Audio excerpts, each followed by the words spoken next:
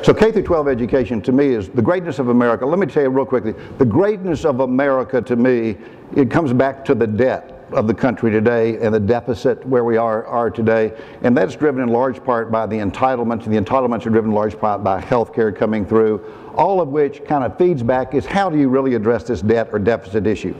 Republicans say cut spending, love it. Democrats will say cut tax relief. I was debating Howard Dean yesterday, and his big thing is that we can cure the deficit by getting rid of the Bush tax cuts, and so that's what you see.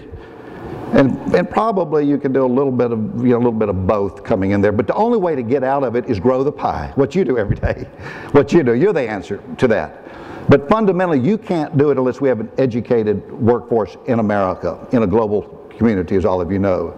And right now, compared to other countries, K through 12 education in mathematics, we're 18th. There are 18 countries who do better than us. In English and in language proficiency, we're about 23rd in the nation. And in math and in physics, we are down around 23rd.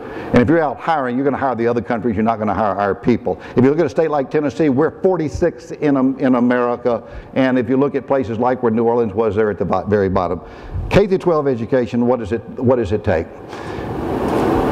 It probably takes leadership of a principal and a superintendent, and they get no leadership training. I'm not going to give them in any order.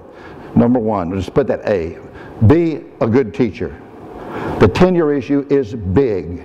You can, in places like Tennessee, after 18 months, a teacher gets tenure, and you can't fire them forever. Even if a class comes in 1 year, they leave less educated. The next year, a new class comes in, they leave less educated, a new class comes in. It's probably as high as 15% of teachers in America, you can't fire them. So the teacher, support them, pay them more, but revise the tenure issue.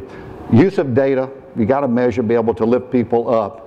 And so you can see, if I just take those three, the leadership issue, the teacher issue, and the use of data in the metrics that we use. I didn't mention charter schools.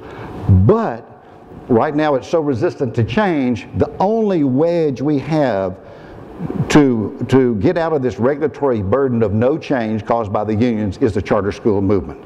And so no, it's not the answer, but it is the crucible of innovation to be able to improve leadership, to be able to reward teachers, but also get rid of teachers who are not good, and be able to put metrics in there in a transparent and accountable way. So I'm a strong advocate for charter schools.